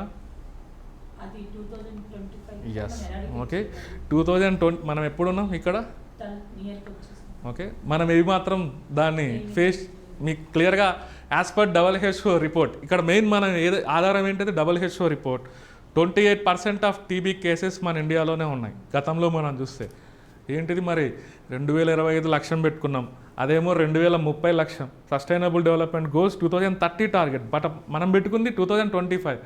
మరి ఈ మధ్య రిపోర్ట్ ప్రకారం చూస్తే అత్యధిక కేసెస్ మన భారతదేశంలోనే నమోదవుతున్నాయి. ఏం చేసాం క్లియర్గా, ఎందుకు మనం ఇలా సఫర్ అవుతున్నాం, అది రేపు పాయింట్అవుట్ చేస్తారు క్లియర్గా మనం చూస్తే. Okay, what is tuberculosis, what is the causative agent of tuberculosis, what are the modes of transmission of tuberculosis అంటే గ్రూప్ 1 రాసేవాళ్ళు ప్రతి ఒక్కరు రాస్తారు, రాయరా మెయిన్స్ రాసేవాడు. ఓకే, దాని కాజేటివ్ ఏజెంట్ అంటే పదం రాస్తాడు, ఏంటది mycobacterium tuberculosis. Modes of transmission గాలి ద్వారా స్ప్రెడ్ అవుతుంది, డ్రాప్లెట్స్ ద్వారా స్ప్రెడ్ అవుతుందని మనం చెప్పుకోవచ్చు. అక్కడి వరకు అందరూ రాయగలుగుతారు క్లియర్గా. కింద ఈ మధ్యకాలంలో మనం ఎలాంటి ఛాలెంజెస్ ఫేస్ చేస్తుంది భారతదేశం, టీబీ నిర్మూలనలో భాగంగా మన భారతదేశం పెట్టుకున్నటువంటి లక్ష్యం 2025, ఓకే, సస్టైనబుల్ డెవలప్మెంట్ గోల్స్ లక్ష్యం 2030. ఈ ప్రక్రియలో మన భారతదేశంలో గవర్నమెంట్ ఆఫ్ ఇండియా ఏమేమి స్టెప్స్ తీసుకుంటూ వచ్చింది, ఓకే, అయినప్పటికీ కూడా మనం ఎక్కువ కేసెస్ నమోదవుతున్నాయి. దీనికి కారణాలు ఏంటి, దాని ఛాలెంజెస్ ఏంటి, ఓకే, దాని రీజన్స్ ఏంటి, లేదా ఛాలెంజెస్, టీబీని ఎరాడికేట్ చేయడానికి మన దేశం ఎదుర్కొంటున్నటువంటి సవాళ్ళు ఏంటి, ఇది ఒక క్వశ్చన్ అడగొచ్చా లేదా క్లియర్గా మనం చూస్తే మ్యాక్సిమం పాసిబిలిటీస్ ఉన్నాయి. అలాగే మలేరియా ఉంది. మలేరియాకు ఒక పాజిటివ్ ఒక న్యూస్ ఏంటంటే వ్యాక్సిన్. ఈ మధ్యకాలంలో ప్రపంచంలో వ్యాక్సిన్ అందుబాటులోకి వచ్చిందని మనం చెప్పుకోవచ్చు. అంటే ఇంకా అది రీచ్ అవ్వలేదు, అన్ని దేశాలకి ఇంకా అది రాలేదు క్లియర్గా మనం చూస్తే. ఆఫ్రికాలో కొన్ని దేశాల్లో ఆ మలేరియా వ్యాక్సిన్ ఉపయోగిస్తున్నారు క్లియర్గా మనం చూస్తే. ఓకే, అది మనకి ప్రత్యేకంగా మనకు చూస్తే ఆ వ్యాక్సిన్ డెవలప్మెంట్ ప్రాసెస్లో మన భారతదేశానికి సంబంధించిన serum institute of India, Oxford university క్లియర్గా మనం చూస్తే ఆ రెండు సంస్థల యొక్క రోల్ ఉంది క్లియర్గా మనం చూస్తే. ఇంతకుముందే వచ్చింది యాక్చువల్గా మలేరియా వ్యాక్సిన్, ఎప్పుడో 4 ఏళ్ల క్రిందటే వచ్చి ఉంటుంది, కానీ అది అంత ఎఫెక్టివ్గా లేదు. మళ్ళీ సెకండ్ టైం కొత్తగా వచ్చింది, అది చాలా ఎఫెక్టివ్గా పనిచేస్తుంది. పైగా మలేరియా అనేది 2030 గోల్స్లో అది ఉంది క్లియర్గా మనం చూస్తే, సస్టైనబుల్ డెవలప్మెంట్ గోల్స్లో. పైగా మన భారతదేశం కూడా 2027 పెట్టుకుని ఉంటుంది. మన దేశం నుంచి మలేరియా ఫ్రీ ఇండియా కిందకి మన దేశాన్ని డిక్లేర్ చేసుకునేదానికి మనం ఒక 2027 పెట్టుకుని ఉంటాం. 2030 సస్టైనబుల్ డెవలప్మెంట్ గోల్స్లో ఎలా ఉంది, బట్ మనం కోరుకుంటున్నాం 2027 కల్లా మన భారతదేశాన్ని మలేరియా రహిత దేశంగా చూడాలి అని క్లియర్గా. దానిపైన క్వశ్చన్ అడగవచ్చు క్లియర్గా మనం చూస్తే. ఇంకా హెచ్ఐవి అనేది కామన్, అది గతంలో కూడా చాలాసార్లు క్వశ్చన్ కిందకి మనం చూసాం ఏపీపీఎస్సీ ఎగ్జామినేషన్స్లో. ఓకే, బట్ మనల్ని యూనిక్గా అడిగితే ఈ మలేరియా పైన, టీబీ పైన ఈసారి ఇంపార్టెంట్ ఒకటి ఏవియన్ ఇన్ఫ్లుయెంజా పైన క్లియర్గా మనం చూస్తే. మిగతా డిసీజెస్ని కూడా మనం చూడాలి. దాంతోపాటు ఏం చేయాలంటే వీటిపైన ఫోకస్ చేయమంటున్నా క్లియర్గా. ఓకే, దాన్ని నేను ఏమంటున్నా, identification of the topic. Okay, ఇలా మనం చేసామంటే రేపు ఉదయం మనకి కొంత లక్ యాడ్ అయ్యి మనం అనుకునేటి కనుక మనం ప్రిడిక్ట్ చేసినటువంటి ఏరియాస్ రేపు రిఫ్లెక్ట్ అయినాయి అనుకోండి ఎగ్జామ్లో, మనం అందరికంటే బాగా రాస్తాం. ప్రిడిక్ట్ చేయడంతో పాటు దానిపైన రీసెర్చ్ చేయాలి, దానిపైన ఒక మంచి సమాచారం అనేది సేకరించాలి, అది మైండ్లో ఫిక్స్ చేసుకోవాలి, దానిపైన క్వశ్చన్స్ అనేది ఎలా అడుగుతారు, ఇదంతా మనం చేయాల్సిన వర్కౌట్. క్లియర్గా మనం చూస్తే అంత ఈజీగా మనకి స్కోర్ రాదండి. ఓకే, అది ఏమైనా గ్రూప్ 4 ఎగ్జామా, ఏదో సరదాగా బిట్లు రాసి తెచ్చుకునేదానికి? నో. గ్రూప్ 1 సివిల్స్ ఎగ్జామినేషన్లో మన మైండ్ అనేది చాలా షార్ప్గా అనలైటికల్గా ఉండాలి. కొంత టైం ఉంది, ఒక 3 నెలల పాటు ఇక్కడి నుంచి ఉంది కాబట్టి మీరు కనుక రోజు ఇలానే కనుక ప్రాక్టీస్ చేస్తే మాత్రం సిలబస్ని ఐడెంటిఫై చేసి కొంత బెటర్గా ఆన్సర్స్ రాసేదానికి స్కోప్ ఉంది.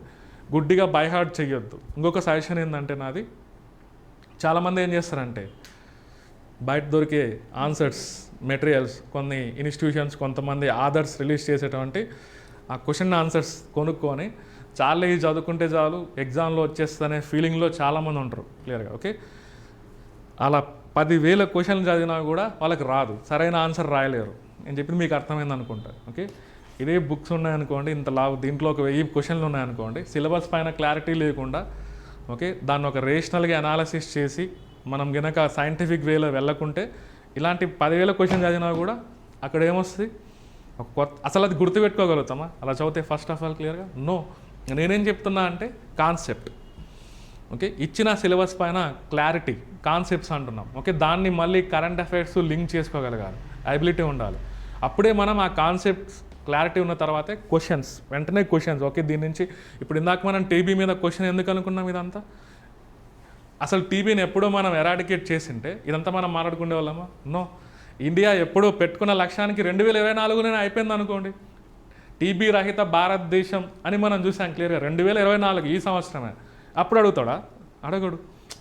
అప్పుడు ఏ విధంగా అడుగుతాడు క్వశ్చన్ని? అక్కడ ఛాలెంజెస్ పైన కాన్సన్ట్రేషన్ చేయడు. ఎందుకు అడుగుతాడు? మనం ఆల్రెడీ సక్సెస్ఫుల్గా విజయవంతంగా దాన్ని కండక్ట్ చేసాం క్లియర్గా మనం చూస్తే. అప్పుడు గవర్నమెంట్ ఇలా టీబీని నిర్మూలించేటువంటి భాగంలో ప్రభుత్వం చేపట్టిన కార్యక్రమాలు ఏ విధంగా పనిచేశాయి, ఓకే అలా అడుగుతాడు. అక్కడ ఛాలెంజెస్ లేవు, కానీ ఇప్పుడు ఛాలెంజెస్ పైన ఎందుకు ఫోకస్ చేయొచ్చు మనని? మనం ఆ వేలో లేవు. మన దేశం సఫర్ అవుతుంది క్లియర్గా మనం చూస్తే. ఓకే, ఆ మహారాష్ట్రలో ముంబై, పూణే ఇలాంటి ఏరియాస్ చూస్తే టీబీ క్యాపిటల్ ఆఫ్ ఇండియా కిందకి చెప్పుకోవచ్చు క్లియర్గా మనం చూస్తే. ఆ మహారాష్ట్రలో క్లియర్గా మనం అన్ని కేసెస్ అక్కడ నమోదవుతున్నాయి క్లియర్గా. సో అందుకే మనల్ని ఛాలెంజెస్ పైన ఫోకస్ చేయొచ్చు. ఓకే, ఛాలెంజెస్ పైన ఎప్పుడు ఫోకస్ చేస్తారు? ఆ ప్రాబ్లం గురించి మనం సఫర్ అవుతూ ఉంటాయి. ఇదే ఛాలెంజెస్ అనేది టీబీ పక్కన పెడితే టెక్నాలజీస్లో మనం ఎక్కడైనా అటాచ్ చేయొచ్చా? ఈరోజు చూడండి, మనకి యూనిట్ 5లో ఉంది. యూనిట్ 5 ఏముంటుంది? మీ దగ్గర సిలబస్ ఉంది కదా, ఎనర్జీ మేనేజ్మెంట్ ప్రాసెస్ ఉందా లేదా? Okay, unit 5 energy management process. మన భారతదేశంలో ఉన్న ఎనర్జీ డిమాండ్స్ ఏంటి, energy scenario of India, okay hydel, thermal, nuclear energy, renewable energy resources, especially అందులో solar energy, wind energy, hydro energy, geothermal energy, tidal energy, ఇవన్నీ మనకు సిలబస్లో అడిగారు క్లియర్గా మనం చూస్తే. అందులో ఎక్కడన్నా ఛాలెంజెస్ మనం అడగవచ్చా? ఓకే ఓకే అది అర్థం కావాలి. ఛాలెంజెస్ గురించి మనం రాయాలంటే ఫస్ట్ మనకి ఏం అర్థం కావాలి? ఓకే ముందు అసలు ఏం జరుగుతుంది, సిచ్యువేషన్ ఎలా ఉంది మన ఇండియాలో, ఓకే ఈ ప్రాసెస్ ఎక్కడి వరకు ఆగిపోయింది, దీంట్లో ఎంతవరకు డెవలప్మెంట్ ఉంది, ఇంతవరకు మనం అనుకున్న లక్ష్యం ఇక్కడ ఉంది, డెవలప్మెంట్ అనేది ఇక్కడే ఉంది, ఎందుకు మనం రీచ్ అవ్వలేకపోతున్నాం, ఎలాంటి ఛాలెంజెస్ మనం ఫేస్ చేస్తున్నాం. ఈరోజు సోలార్ ఎనర్జీ ఉంది క్లియర్గా మనం చూస్తే. సోలార్ ఎనర్జీ లక్ష్యం ఏంటి 2022 నాటికి? ఇప్పుడు మనం 2024లో ఉన్నాం. 2022 వచ్చేటప్పటికి భారతదేశంలో సోలార్ ఎనర్జీని ఎంత ఇన్స్టాలేషన్లో పెట్టాలనుకుంది గవర్నమెంట్ ఆఫ్ ఇండియా? ఇప్పుడు ఎలా ఉంది సిచ్యువేషన్? ఇప్పుడు మనం 2024లో ఉన్నాం, మధ్యలో ఉన్నాం క్లియర్గా మనం చూస్తే. ఎంత పెట్టుకుంది? 100 gigawatts. వెరీ వెరీ ఫేమస్ క్లియర్గా మనకి. Renewable energy resources target 2022 175. మీరు ఎకానమీలో కూడా వినింటారు, ఎకానమీలో కూడా మీరు చూసింటారు. 2022 వచ్చేటప్పటికి మన ఇండియా 175 gigawatt అనేది రిన్యూవబుల్ ఎనర్జీ రీసోర్సెస్ టార్గెట్ పెట్టుకుంది. అందులో ఏమేమి ఉన్నాయి? రిన్యూవబుల్ ఎనర్జీ రీసోర్సెస్, ఓకే ఇంకా ఓకే ఇంకా ఓకే అది మనకు కావాలి. ఓకే ఇంకేముంది చూడండి, దాన్నే మనం కరెక్ట్గా మనం ఇంటర్ప్రిటేషన్ చేయట్లేదు క్లియర్గా. అంటే మనకు గవర్నమెంట్ పెట్టుకున్న లక్ష్యం ఇది నిజంగా రీచ్ అయ్యామా మనం? లేదు. ఓకే, ఇప్పుడు ఓకే దానికి దగ్గరలో ఉన్నాం అనుకోవచ్చు, బట్ 2022 నాటికైతే మనం ఏం రీచ్ అవ్వలేదు. ఇప్పుడు కూడా అది అలానే ఉంది, కొంచెం దగ్గరలో ఉన్నామని మనం చెప్పుకోవచ్చు. క్లియర్గా మనం చూస్తే ఓకే. ఎనీహో ఇంకా నెక్స్ట్ ఏముంటుంది? Biomass energy, small hydro power projects. క్లియర్గా మనం చూస్తే ఓకే, ఇక్కడ చూడండి లార్జ్ హైడ్రో కాదు, ఇక్కడ ఏమంటున్నాం చిన్న తరహా జల విద్యుత్ కేంద్రాలు. ఇదేమో 100 గిగావాట్, ఓకే, ఇదేమో 60 గిగావాట్, ఓకే, ఇదేమో 10 గిగావాట్, ఇదేమో 5 గిగావాట్. ఇది 175 రీచ్ అవ్వడానికి. ఓకే, మనం ఇలా పెట్టుకున్న 175 గిగావాట్ టార్గెట్లు ఏ విషయంలో సక్సెస్ అయ్యాం, ఏ విషయంలో ఫెయిల్యూర్ అయ్యాం 2022 నాటికి ఐడెంటిఫై చేయగలుగుతారా? ఇవి ఉన్నాయా? ఓకే, స్మాల్ హైడ్రో, బయోమాస్ 2 విషయాల్లో సక్సెస్ అయ్యాం, బట్ ఇవి మాత్రం మనం అనుకున్నంత రీతిలో మనం వీళ్ళు పెట్టుకున్న టార్గెట్స్ ఎస్టాబ్లిష్ అవ్వలేదు. ఈరోజు మనకు చూస్తే 100 గిగావాట్ 73 గిగావాటే ఉంది ఇండియాలో మనం చూస్తే as per ministry of new and renewable energy resources ప్రకారం. సిమిలర్లీ విండ్ ఎనర్జీ మన దేశంలో అలాగే స్టాగ్నెంట్గా ఉంటుంది. ఆ రంగంలో పెద్ద పెరుగుదల అనేది మనం చూడట్లేదు. క్లియర్గా మనం చూస్తే అది 60 గిగావాట్ పెట్టుకున్నా కూడా మనకి 45 గిగావాట్ మనం చూడవచ్చు. క్లియర్గా మనం చూస్తే ఓకే. ఎనీహో ఈ విషయంలో మనం సక్సెస్ అయ్యాం. క్లియర్గా మనం చూస్తే సోలార్ ఎనర్జీ నెక్స్ట్ యాక్చువల్గా మనకి 2030 వచ్చేటప్పటికి మన దేశం ముందర ఒక పెద్ద లక్ష్యం ఉంది ఎనర్జీ పరంగా. ఎవరైనా ఐడెంటిఫై చేయగలుగుతారా? ఇందాక మీరు చెప్పారు కదా. Okay, 50% of our energy utilisation from the renewable energy resources 500 gigawatt. క్లియర్గా మన ప్రైమ్ మినిస్టర్ పంచామృత్ స్ట్రాటజీలో క్లియర్గా ఇండికేషన్. ఆ 500 గిగావాట్ని రేపు క్వశ్చన్ కిందికి మనం ఎలా అడగచ్చు? ఓకే, మనం ప్రైమ్ మినిస్టర్ పంచామృత్ స్ట్రాటజీ ప్రకారం 2030 వచ్చేటప్పటికి 500 గిగావాట్ని non fossil fuel based energies కిందికి ఇంక్లూడ్ చేయాలనుకుంటున్నాం. ఈ ప్రక్రియలో భాగంగా మన దేశంలో ఎనర్జీ రిసోర్సెస్ అనేది ఏవేవి ఇంక్లూడ్ చేసుకోవచ్చు, మనం ఎదుర్కొనే ఛాలెంజెస్ ఏముంటాయి, ప్రభుత్వం ఎలాంటి స్టెప్స్ తీసుకుంటుంది, ఇదంతా ఫ్యూచర్ని దృష్టిలో పెట్టుకొని మనల్ని క్వశ్చన్ అడగవచ్చు. ఎప్పుడు ఫ్యూచర్ని దృష్టిలో పెట్టుకొని, ఇది గతంని దృష్టిలో పెట్టుకొని మనం ఎంతవరకు సక్సెస్ అయ్యామనేది ఇలా అడగవచ్చు. ఫ్యూచర్ని దృష్టిలో పెట్టుకొని మనం ఎలా ఫాలో అవుతున్నాం అనేది అలా కూడా దూరంగా ఆలోచించి మనం అడగవచ్చు. ఓకే, ఆ యూనిట్ని అది చాలా బ్రాడర్ యూనిట్. క్లియర్గా మనం చూస్తే దాంట్లో ఒక 10 టాపిక్స్ ఉంటాయి. కంపల్సరీగా అది గనక ఆ పాయింట్ని గనక మనం పట్టుకోగలిగితే, అలాంటి క్వశ్చన్లకి మనం ఆన్సర్ రాగలిగితే ఆ క్వశ్చన్ ఇంకా మనకు ఆ యూనిట్లో ఏ క్వశ్చన్ ఇచ్చినా కూడా మనం ఆన్సర్ చేయవచ్చు. అలా మన ఆలోచన ఉండాలి. క్లియర్గా మనం చూస్తే ఓకే. ఈ విధంగా సిలబస్ని ఇంప్లిమెంటేషన్ చేయాలి. మనం నెక్స్ట్ క్లాస్ నుంచి యూనిట్ వైజ్ ప్రతిదీ మనం ఒక్కొక్క యూనిట్ని ప్రిపేర్ అవుతూ వెళ్తాం. ఓకే, మనం ప్రతిరోజు నేను 6కి వచ్చేస్తా. డైలీ 6 to 7:15 వరకు నా క్లాస్ ఉంటుంది. అందులో అట్లీస్ట్ ఒక 4 నుంచి 5 థీమ్స్ అనేది మనం డిస్కస్ చేస్తాం. ఫస్ట్ కాన్సెప్ట్ ఉంటుంది. ఈరోజు నేను కాన్సెప్ట్ చెప్పానంటే దాన్ని బేస్ చేసుకొని క్వశ్చన్స్ ఉంటాయి. నా క్వశ్చన్స్ కూడా క్వశ్చన్స్ ఉంటాయి కదా, నా బుక్ ఇలాంటిది ఒకటి వస్తుంది, మార్కెట్లో ఉంటుంది. క్లియర్గా నేను ఎలాగో చెప్తా క్లాస్లో ఆన్సర్స్ ఎలా రాయాలి, దాని కిందకి ఏమేమి ఇంక్లూడ్ చేసుకోవాలనేది ఆ క్వశ్చన్ మీకు ఇక్కడ చూపిస్తా. క్లాస్లోనే నేను చెప్పిన కాన్సెప్ట్ మీరు అర్థం చేసుకున్న తర్వాత మీరే ఆన్సర్ చెప్తారు. క్లియర్గా మనం చూస్తే ఇక్కడ ఎలా ఉండాలంటే నేను చెప్పేది మీరు రాయకూడదు, మీకు సొంతంగా నేను చెప్పిన తర్వాత మీరు కూడా సొంతంగా జనరేట్ చేసే ఎబిలిటీ ఉండాలి. నేను ఎలాగో చెప్తా క్లియర్గా, నాకు తెలిసిన వాల్యుబుల్ పాయింట్స్ అనేది నేను చెప్పుకుంటూ వెళ్తా. దాంతోపాటు మీరేం చేయాలి, యాడ్ చేసుకోగలగాలి. అప్పుడే మీరు ముందుకెళ్తున్నట్లు. ఓకే, ఎంతసేపు నారోగా ఉండకూడదు. ఓకే, నేను చెప్పిన పాయింట్స్ పైన డిపెండ్ అవ్వకూడదు, కొత్తగా దాని నుంచి ఇంకా మీరు క్రియేట్ చేయగలగాలి. అప్పుడు మనం బెటర్ ఆన్సర్స్ని ప్రొడ్యూస్ చేయొచ్చు.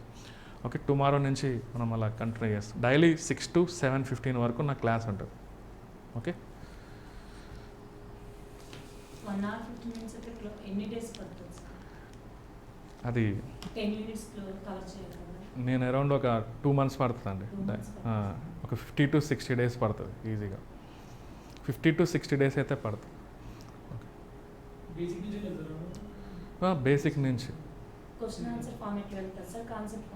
ఫస్ట్ కాన్సెప్ట్ చెప్తా, దాని క్వశ్చన్స్ 100% ఇస్తా. నా బుక్స్ ఎలాగో ఉంటాయి, మార్కెట్లో నా బుక్స్ ఉంటాయి. నేను ఎలాగో క్లాస్లో కూడా నేను చెప్తా క్లియర్గా మనకి. ఓకే, ఆన్సర్ కూడా ఎలా ఉంటుందో కూడా నేను చెప్తా క్లియర్గా. బట్ నా క్వశ్చనింగ్ ఫార్మాట్ అనేది మీకు ఇప్పటికే అర్థం ఉండాలి. ఓకే, డిఫరెంట్గా ఉంటుంది, బయట ఉన్న రొటీన్ మాదిరి నేను చెప్పాను. క్లియర్గా మనం చూస్తే అనలైటికల్గా. ఓకే, విశ్లేషణాత్మకంగా ఉంటుంది. అది మనకు కావాలి. ఇప్పుడున్న ఎగ్జామ్ ప్యాటర్న్లో నేను చెప్పా కదండి లాస్ట్ టైం 2012లో, ఓకే, అలాంటి క్వశ్చన్లు మనం చూడము. ఉన్నది ఈజీ క్వశ్చన్ అయినా కూడా అది ఎలా ఉండాలి, మన బ్రెయిన్ని ఆలోచించదే తగే విధంగా ఉంటాయి క్లియర్గా మనకు చూస్తే. అనలిటికల్ క్వశ్చన్స్ సమాధానం చెప్పాలంటే మాత్రం కొంత స్టడీ చేసి ఉండాలి, సిలబస్ పైన ఐడియా ఉండాలి. ఓకే, టుమారో నుంచి మీరు సిలబస్ కాపీ తెచ్చుకోండి. ఓకే, ప్లస్ నేను 6 కల్లా వచ్చేస్తా, ఎగ్జాక్ట్గా 7:15 to 7:30 మధ్యలో వరకు నేను తీసుకుంటా డైలీ, అంతే. ఓకే, బట్ ఈ క్లాస్ అనేది చాలా ఎఫెక్టివ్ ఉంటుంది. మార్నింగ్ ఎందుకు పెట్టా అంటే మార్నింగ్లో 1.5 గంట సేపు విన్నా ఒకటే, సాయంత్రం వెళ్ళి 3 గంటల సేపు విన్నా ఒకటే, కానీ ఈ ఎఫెక్టివ్నెస్ అనేది మీకు అర్థమవుతుంది క్లియర్గా మనం చూస్తే. చాలా బాగా గుర్తుంటాయి, మెమరీ పవర్ ఉంటుంది. మార్నింగ్ టైం చాలా ఫ్రెష్గా ఉంటుంది మన బ్రెయిన్, మన అనలైటికల్ పవర్ కూడా బాగుంటుంది మార్నింగ్ టైంలో క్లియర్గా మనం చూస్తే. ఓకే, ఎక్కువ వాల్యుబుల్ పాయింట్స్ మనం జనరేట్ చేసుకోవచ్చు క్లియర్గా. ఇప్పుడు చూడండి, అసలు మనకి దీని గురించి ఎక్కడన్నా అడిగారా క్లియర్గా? మనకి సస్టైనబుల్ డెవలప్మెంట్ గోల్స్కి దీనికి కనెక్షన్ మనం మెయింటైన్ చేయొచ్చు ప్రతి దాంతో.